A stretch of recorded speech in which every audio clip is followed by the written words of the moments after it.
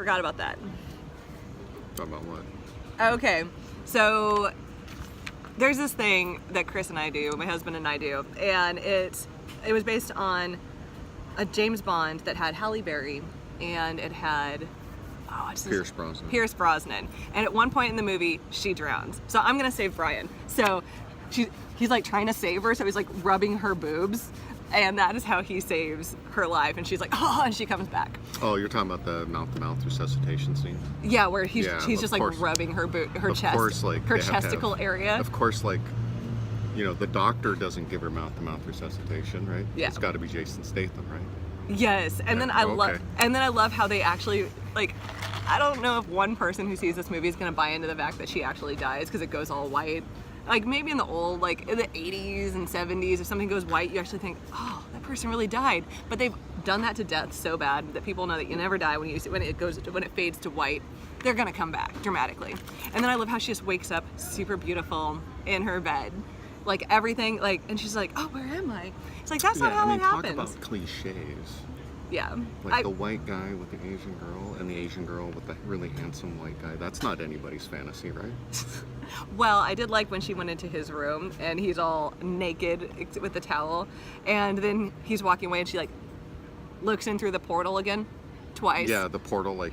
Why would someone have a portal into someone's I just said that. Why would you have? You started a sentence. I'm finishing it. That's like, why would you have a portal into somebody's private chambers? That seems, well, one, I guess it would keep people from doing things that they aren't supposed to do. Like, you sleep, you brush your teeth, you take a shower, you get dressed in there because you don't want to come out into your bedroom.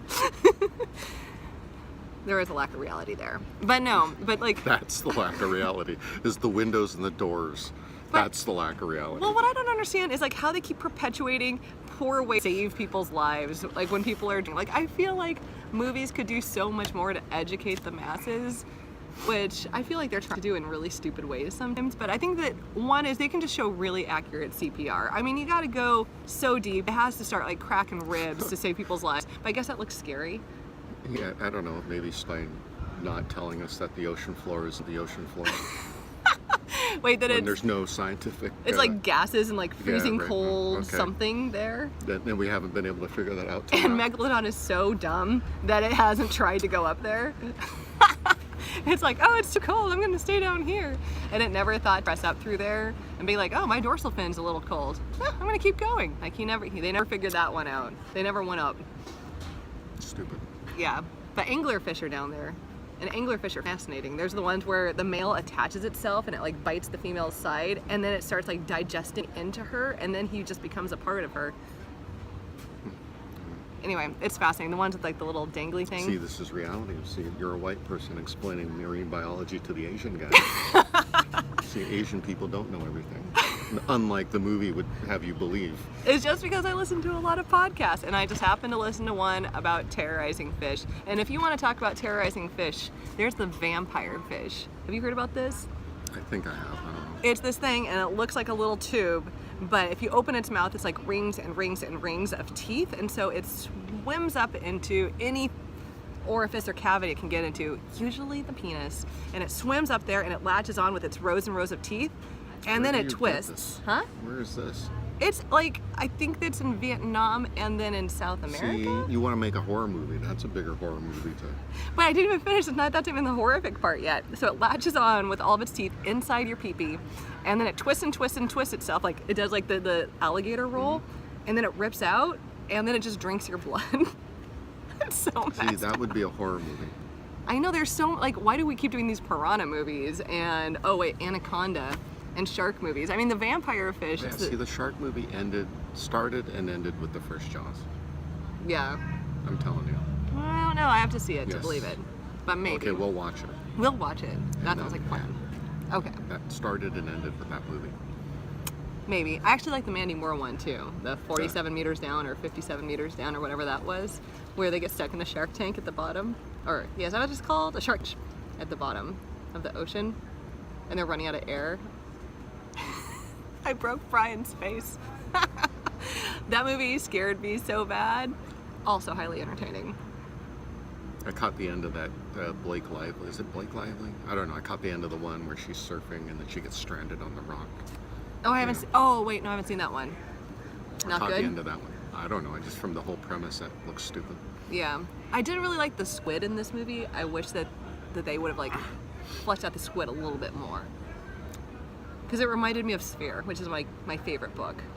And one of my favorite movies. That's the crazy part. The Meg is based off of a book. What?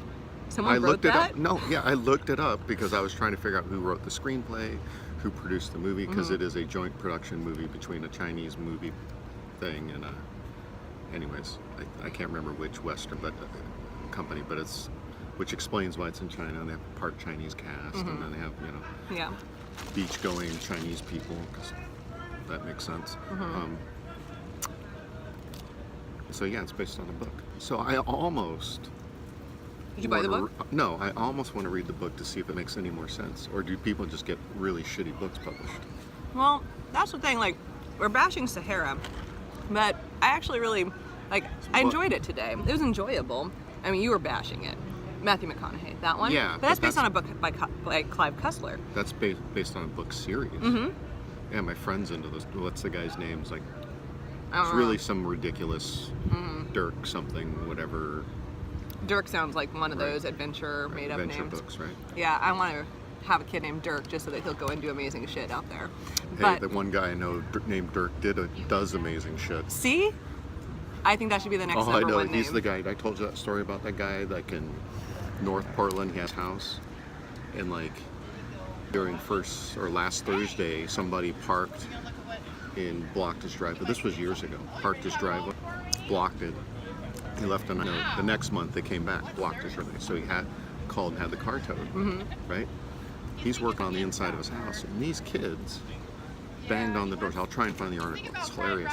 Banged on the door, and he like opens up the door, and these there's like three kids like accosted him in his house, and he was like, he used to box and he used to wrestle. So like these three guys try to fight him, and he like beats the shit out of Pulverizes him. And then to a point where one time he was like, the one kid was trying to hit him. He looked at him and was like, "What are you doing?" Because like the kid didn't know him, so he gets these guys all out of his house, and then like gets the cops called. They all get busted. So crazy. His name's Dirk. See, kicked ass. Yeah, Dirk should be the right? next number one name in America because. I'm just saying. Yeah, but I mean, I think that's it. That people enjoy these books. These are like you're going on vacation. You don't want to read something super heavy like the Joylet Club. You want to just like read or Dostoevsky. Like you don't want to read something heavy. Yeah, I get it, but like they have to. You can't. To me, like a movie has to either figure out a way and explain properly to suspend reality to the point where it makes sense. Michael Crichton was really good at that. Yeah, Michael Crichton does that. They do it in science fiction. They do it like there's a bunch of different ways you can do it. Superhero movies do it. Yeah. Like do something to explain that to me so I can at least sit there and go, oh, okay, he's using the Force. Okay, the Force doesn't exist in reality, but at least in the movie I can understand, okay, in this reality it does, and so then you can explain it. In this movie, The Meg, there is nothing to explain anything but anything. That's true. Like a cage made out of plastic is somehow not crushable. Yeah. Like what? Like, I'm an engineer. As far as I know, you can crush almost anything if you really want. Yeah. Like, I also didn't understand how they're like smart enough. Well, right, it exactly. doesn't Like make they're smart enough to do certain things, but then like the real great idea is again, hey, it destroyed 3 boats, so let's get in a small boat and run out there. Well, I'm talking about the Meg plural because like there's like the big explosion at the bottom of the ocean and it creates like that thing that goes through, and somehow they're like, go, we have to follow it up, and then they both go and up. Only the Meg comes out. Yeah, and then when they were freaked out, there's 2 of them? How do you think they procreate? I don't know. Well, see, they didn't do a good explanation of that one. No, they didn't. But you can assume that there's like a ton, and there's going to be sequels. I think this might be the next Sharknado. Yeah. Which was actually a good move. Sorry, what? They explained it to my level of satisfaction. Okay, so I haven't seen Sharknado, but to me, to be a B movie, you have to commit to the ridiculousness of it, right? And so Sharknado probably, I'm guessing, committed to how ridiculous it was going to be. Commit to it, right?